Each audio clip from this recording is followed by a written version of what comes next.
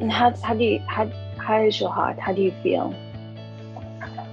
How do you, Yesterday I was exhausted by it all, I kind of like my body just shut down for a good hour. Like I took a nap and I wasn't planning on taking. It's just it was so heavy. much, It so was much to carry. yes, yes. On one hand, there's a lot of support from a lot of people, and a lot of people reaching out to me, friends and family, and everything. Um, and then on the other hand, there's a particular group of people who won't put themselves in a position to try to understand, and Really? in the sense that and I had posted about it, you won't say anything about how we got here, but you'll speak um an objection of the protests and the riots. And I'm not sitting here saying that the riots are right and they should be destroying things. I'm not saying that. But there was a lead up to that. Oh, for And sure. and that lead up to that, there was silence. There was, turning the other shoulder, turning the cheek, ignorance of it, ignoring it.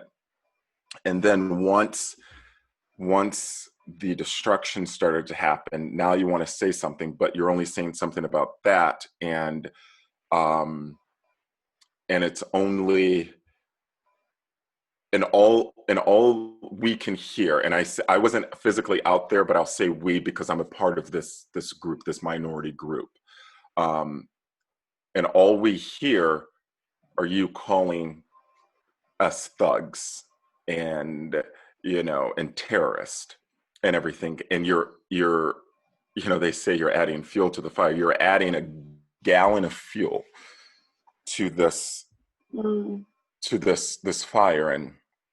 And the way I look at it, and like I said, it's not that I agree with it, but I'm coming from a position of understanding, as there's been so long that they haven't been heard. There's been so long that they've been oppressed. It's been so long that they've been crying and asking for help since Dr. Martin Luther King and peaceful protest, oh my and God. and since the 50s and the 60s and moving forward and everything. And and for Yeah. so long they've been ignored, and they haven't been getting what they've been asking for, what they Oh, deserved.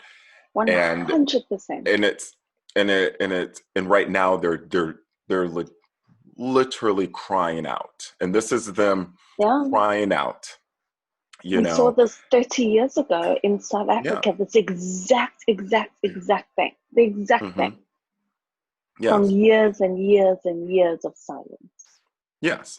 And and and there are some good examples of how in various cities how this could have been changed. So here in Detroit, there were protests over a 2 to 3 day period, and most of the protests started about 3, 4 o'clock in the afternoon.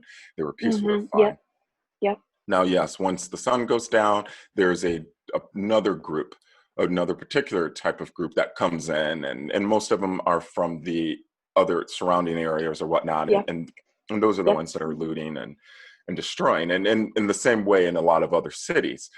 Um, but I think where that can be avoided, or where that can be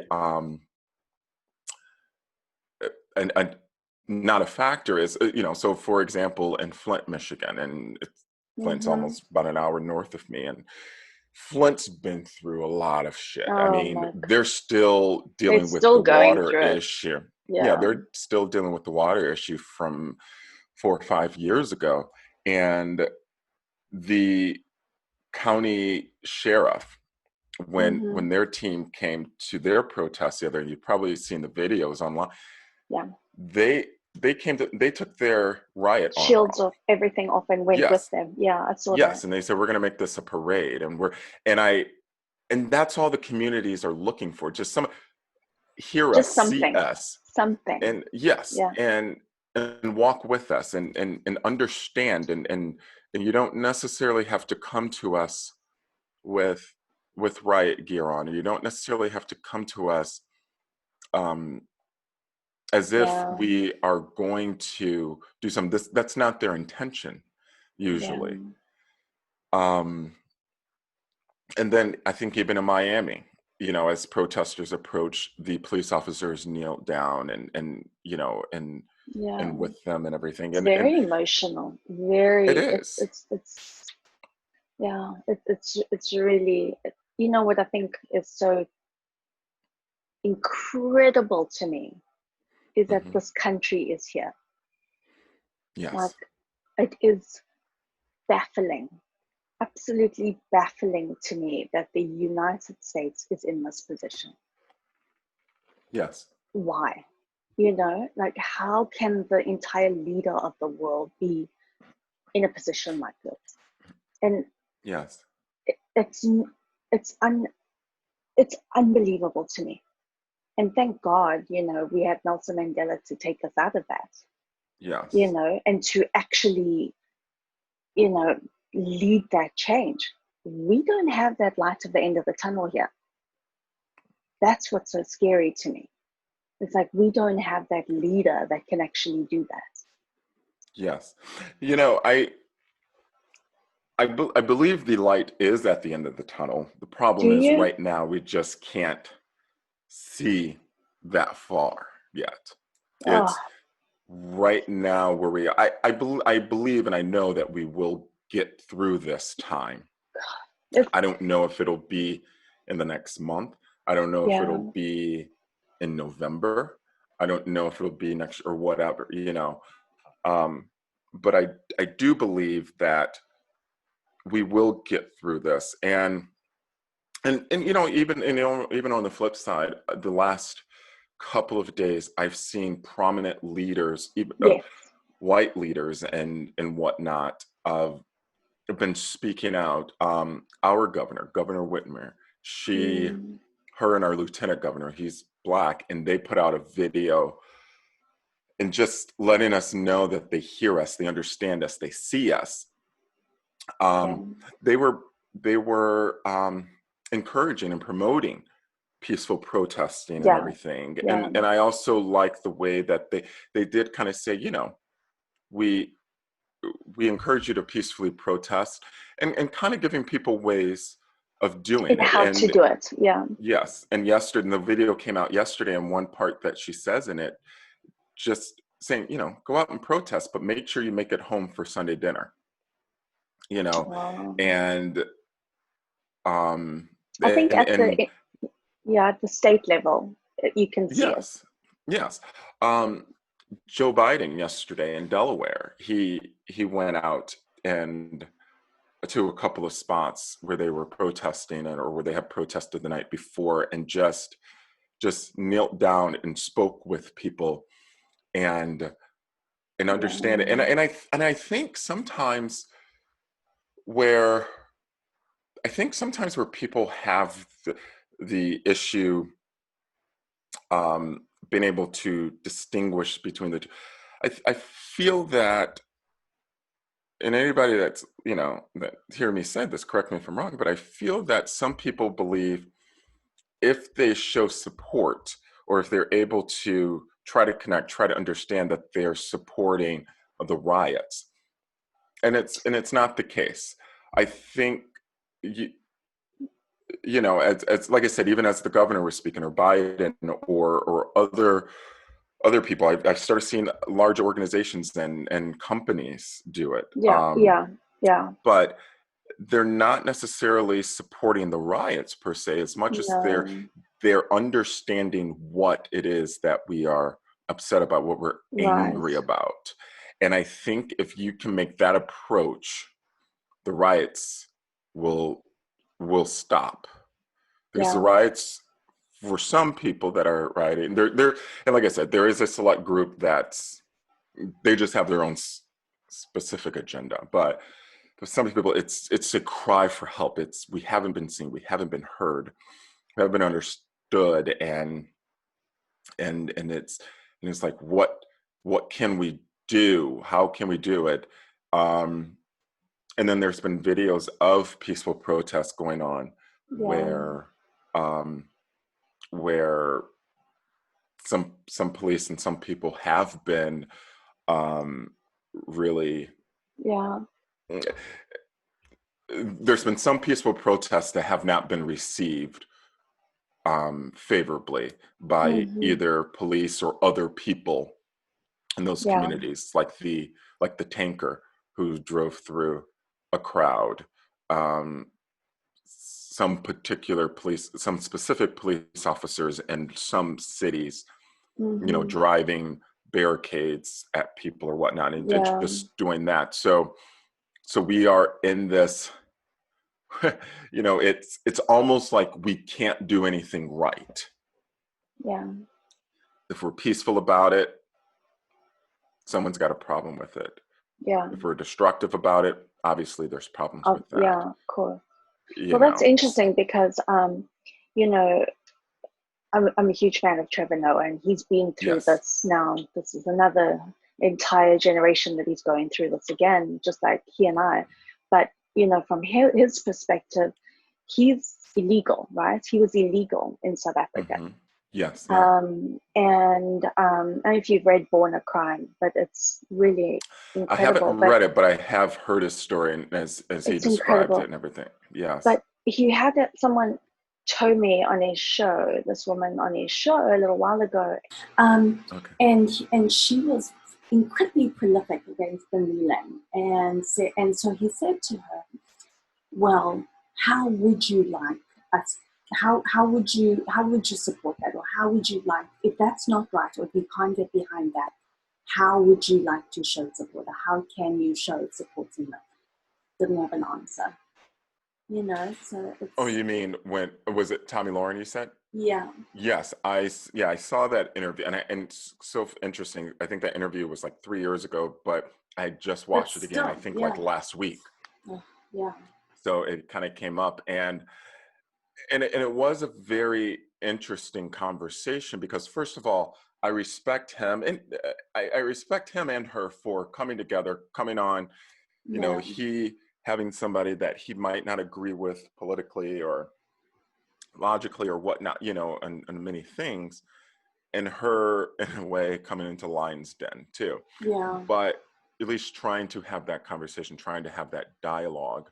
Yeah. And that is the thing with many of us have asked that question to many people. What is the right way? How should we do it? And the problem with that question, though, is we are giving somebody else the power to tell us How to do it, to tell that us makes a lot of sense, how we should grieve, how we should mourn, how we should cry out for help, ask for help, how we should be seen and be heard.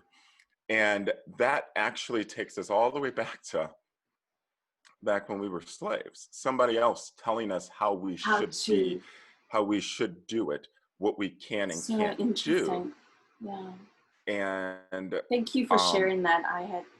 That didn't even yeah. Yeah. And that's why, perfect example. I was talking to one of my nieces on Saturday. She's 20 years old. She just graduated pre-law in college, and she's going to law school this fall she wants to be a defense attorney. And she lives in Pensacola right now. Yeah. And one of the things that when I was talking to her on Saturday, she told me about a protest that she went to on Friday. And overall, it was a peaceful protest. And of course, later on, it kind of got a little rowdy. But one of the things I think was incredible is at that age, she was able to go to a protest and be taught and shown the right way to protest within following the law and what to do, what not to do. But also what's more important is, now she is what I would consider a leader within her friend group and an example to, she's driving the conversation within her group of friends. And I told her, I said, you'll get to a certain level of maturity, and it's not necessarily age specific, because you can be it at 16, you can be it at 26, but you get to a certain level of maturity where you start to realize, I need to make sure this conversation around me is progressing. I need to make sure this conversation is moving forward. It's we're talking about something, you know, and a lot of times after you graduate college and you're in your early 20s, and you'll kind of look around and realize, oh, these people around me are not talking about anything. Yeah. And you have a responsibility. You have two choices. You can either start talking about something, or find another group of people to talk to. I think that's such a simple way. It's not saying what to do, it's not saying who to be a part of, what to support. It's just saying you have that choice to be part of which conversation you choose is going to have the greater impact. I think that is such a powerful statement, and I'm going to post that if you don't mind. Oh, no, that's great. Yeah. Because I think it's simple. It's super simple. It's about a conversation. Yeah. It's like you're going to be in the conversation that you want to be part of, you know, about something, or find another conversation to be a part of. Yeah. Yeah. And it's simple. And it goes into everything, you know, it's not just. No, absolutely. And I think over this past week, what the national conversation definitely has shifted, in the sense that, first of all, we as minorities, whatnot, this is a conversation we've always been having, and we've always been fighting this fight. And it seems like a lot of times we're always fighting this particular fight by ourselves. You know, we're all inclusive when it's about gay rights. We're all inclusive when it's about you know, women's rights, guns, or religion, or stuff. Like, we're all inclusive about a lot of national conversations. But when it comes to this particular one, it's always just us. Why do you think that for the most? Because it's not popular. And this is something, I think, for some people outside of our race, for some people, it doesn't touch them specifically and individually. I've explained to people many times, you know, especially when the Black Lives Matter movement started years ago, I've had conversations with a lot of my white friends or whatnot, helping them to understand it and why it started, why it is what it is. And I always bring it down to even just the difference of, even before you talk about the brutality in some cases, but bringing it down to just the simple traffic stop and how different it is. You know, I remember a conversation I had with someone 2 years ago, and I said, you know, she was a white suburban woman, married, 2 kids, white picket fence, you know, complete opposite. The American dream. Yes. Now, fine lady and everything, and me. You know. And I, as I was explaining to her, you know, just the difference in our traffic stops, I said, you know, you probably, you know, you're driving down the road and you get pulled over by the police. You probably maybe wait until they come to your car to roll your window down, and you're just like, oh, Mr. Officer, you know, whatever did I do, kind of thing. And that's your eyelashes a little bit more.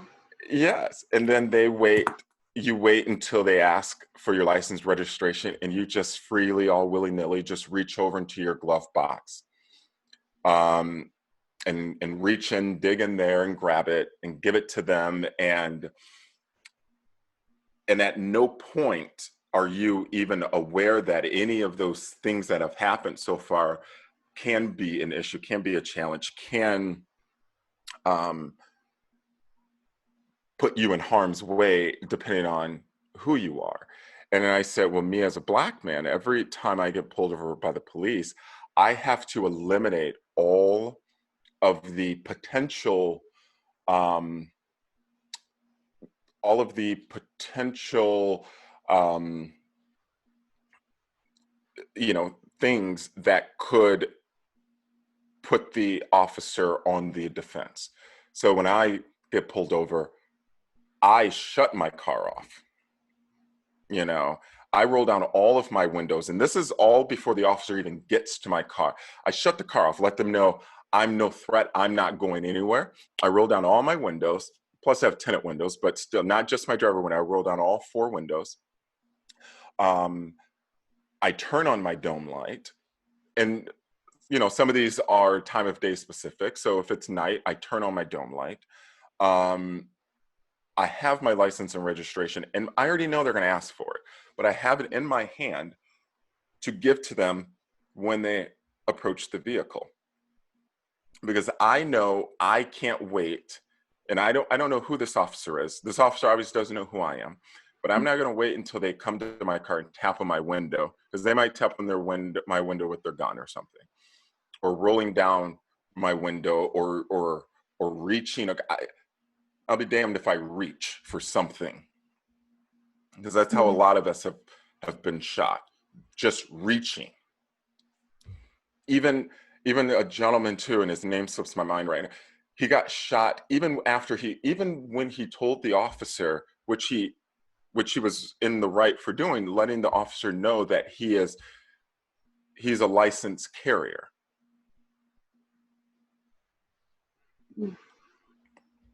So having to just explaining it in that way, and letting them know how different it is. What was the response to that? When I put it that way, I think a lot of those people, they instantly get it, at least in that scenario. They're just like, oh, wow. I'm like, yeah. You can tell why we are so angry. Mm-hmm. Exactly. I think that's important. I think that's important to share. It hits so much more through voice than it does through text, because text people can willingly scroll past, scroll past that, or it doesn't hit home. But in talking through that story, and I hope that you will use so many different platforms to share that in words, in your tone of voice, and I think that's important to share.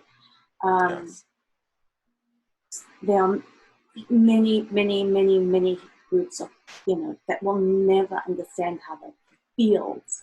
They can understand what that means. And there's a huge not discrepancy, but huge gap there. And to bridge that gap, you can understand that you won't ever feel it. In your life, you will never feel it. Yes. And that's white privilege. Mm-hmm. No matter how hard you work, it's not just automatically you are privileged by that. Yes. And and a lot of times too, and I've had, like I said, I've had this conversation a lot over the weekend, and people have reached out to me. It's like, what can I do as a white person to let you know that you're seen, you're heard, you're loved, you're respected. And most of the time I tell them, I said exactly what you just did, acknowledging it and having the conversation. I don't expect everybody to go out and protest. There's a lot of Black people that won't protest, and that's fine. Protesting is not for everybody. I'm not asking you as a white person to put yourself in harm's way, or to, I know that you won't feel it and understand it the way I am, but try to see it from my perspective, and try to, and not even try, but know and recognize and understand that there is a difference. And when I think once we start to realize there is a difference, then we take our blinders off, and we and we can begin to move forward the correct way. You know, there's a lot of people and they think they're they I they believe they're doing or saying the right thing by saying this, but there's a lot of people that say, I don't see race, I don't see color. Well, you should. You know, you should. We're all we are all created we all are created equally by the same God, but there are things that are very specific and different to us that by recognizing our race and our nationalities and our differences will help us try to understand it. So even me as a Black man and you as a woman from South Africa, there are things that are different about you just from being born and raised in the homeland. There are things that are different with, you know, maybe somebody that I'm dating or whatnot, or and I've had a conversation with somebody, you know, someone I'm dating right now, and over this weekend, and we've had just intense, amazing conversations over this past week, where we just it's very early on in the relationship, but just we've had to just pull the mask off and get deep and raw about those conversations. And and understanding that you have that support from somebody and that person that's willing to have the conversation, willing to listen, willing to speak about it, understanding their white privilege, but it doesn't make me better than them and it doesn't make them better than me. We can just recognize the differences and try to empathize and try to understand and try to see how we can help each other and in those respective ways. I think that's so important, the sense of empathy. You don't want sympathy. You don't want that distraction. You want that empathy. It's like they will never truly feel how it is. So that empathy to understand that position you are in, where you are coming from, and what that looks like is incredibly important. Yeah. Exactly. So it yeah, it's been an interesting 6 days. 6 days. Yes. Unbelievable. But what I will say is I love and respect the people who have reached out in their support. I love and respect the people who have said that, just sent texts and calls and messages and, you know, and standing with us and understanding us and hearing us and recognizing that the platforms that they have, that they need to use their voice. And I respect the people who are maybe not quite there yet, but are on a path to get to that point and beginning to ask those questions and beginning to recognize that, okay, this is different. This is not going away. What can I do as a human being to try to ask those right questions, try to understand, try to support my brothers and sisters. And then for the people who are not even there yet, and don't see a problem, I pray that they open their eyes, and I pray that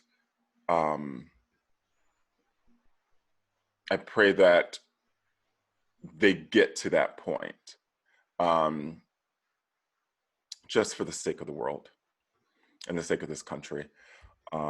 We are hurting really bad right now, and it's coming at a very particular time, especially as we're trying to make our way out of the pandemic, and that itself has been hurting minority groups in a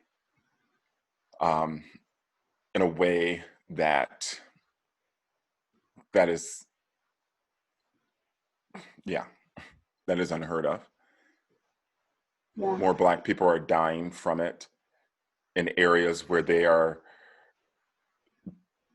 only 10 to 15% of the race, and more Black people are considered essential workers in a lot of places. So, so they can be 13% of the population, but they are 30 to 40% of the essential workers.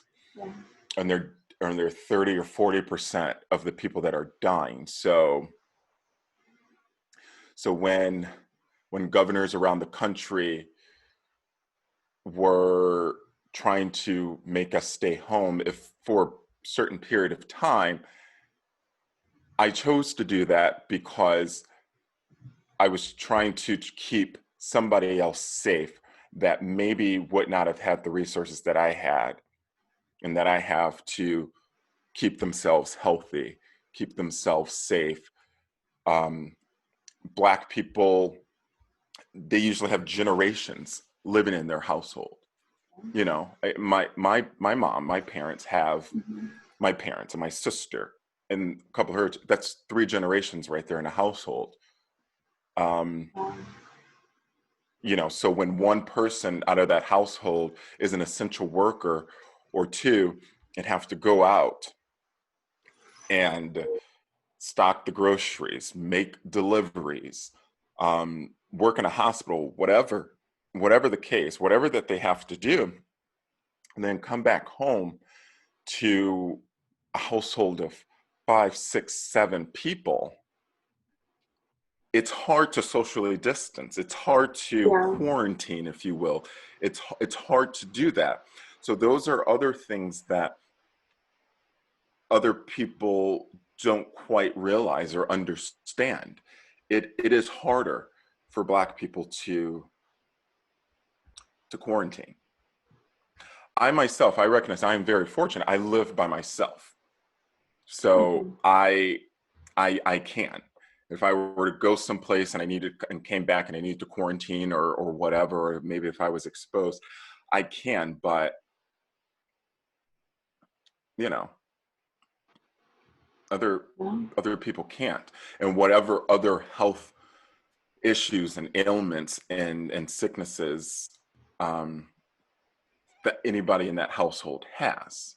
So this is a little more personal to me, more than just my skin color, but just of my family makeup and just, you know, just how we live, you know. So yeah, you know,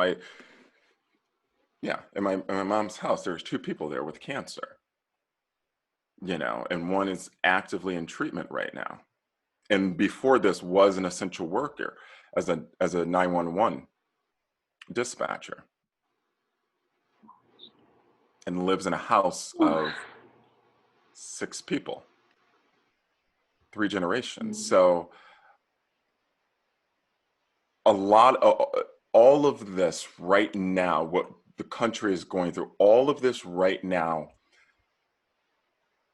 has to force us all, no matter what your race you are, no matter your political affiliation, no matter where you grew up, no matter what your income is, it is forcing us all to think about somebody or something other than ourselves. We have to make these sacrifices today so that we can make it to our tomorrows.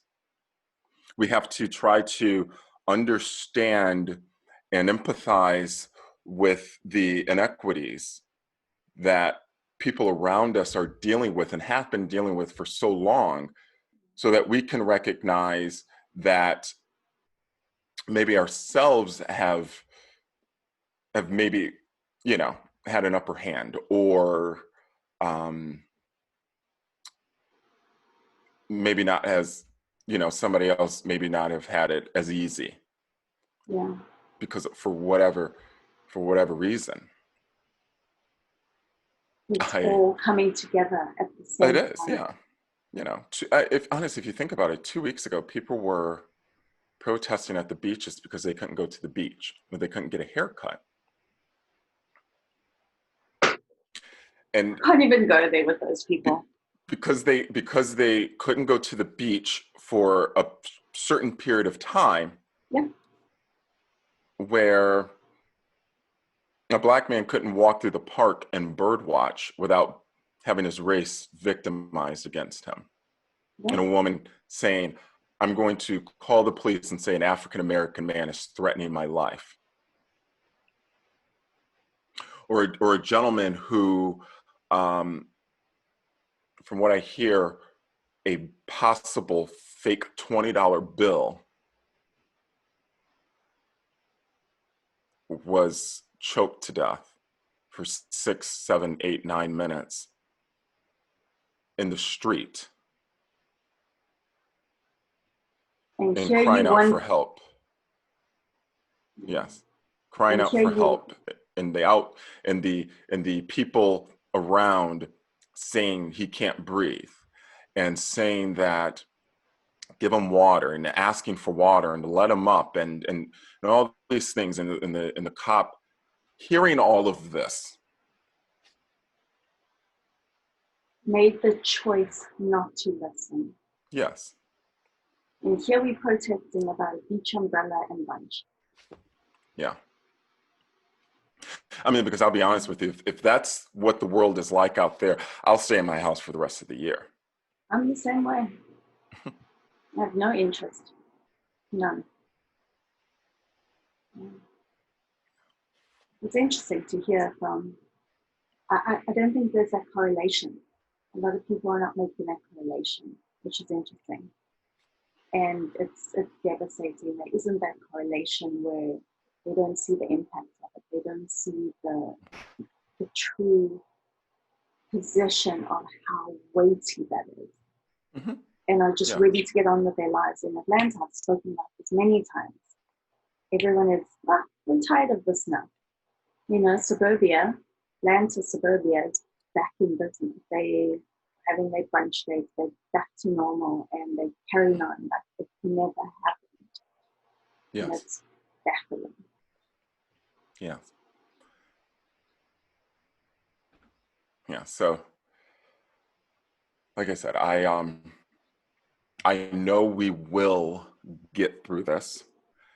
It will probably get worse before it gets better, but when we get through this, I hope we are all better people. I hope we can try and come together in some way and understand in some way, you know, and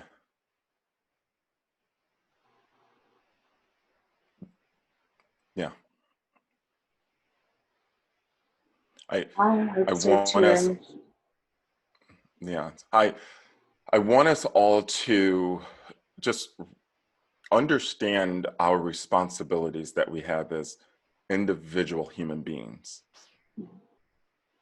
and what that means at any particular point in our lives. If there is, not even just for Black people, if there is a particular group of people that are not being treated right, or fairly, that we speak out about it. If there if there are sacrifices that we have to make as individuals for the collective, you know, population, how can that we do we that? recognize that is what we need to do, so we don't have to do this again. And I hope that I hope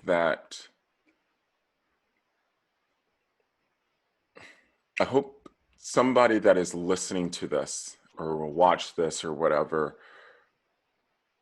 will finally understand. So I hope it hits home, even whatever scale that is on. Yes. Whether it is just a light bulb, or inspires me to really get out there, make a donation if you're able. You should have tough conversations with people in your group. or whatever that looks like. It was incredibly inspiring to hear your affirmation that we were getting. And to hear that from you is, I can't find the words to say how incredible that must be, and how just to have that hope in humanity after all of this. Yes. It's unbelievable. It truly is. And I just hope that that resonates through. Yes. And hearing that from you is unreal. And I have major respect. Thank you for sharing. Amazing. Thank you. It was a big sigh. It's a lot. It was a lot, but it was a good sigh. I feel like I was able to get it all out, and I think I spoke for a lot of people, and I hope I spoke to a lot of people, and we'll see. So, but thank you. That was a big sigh. Yeah. Yes. I could feel that. And there's a smile, but just as well. There we go. Yes. So.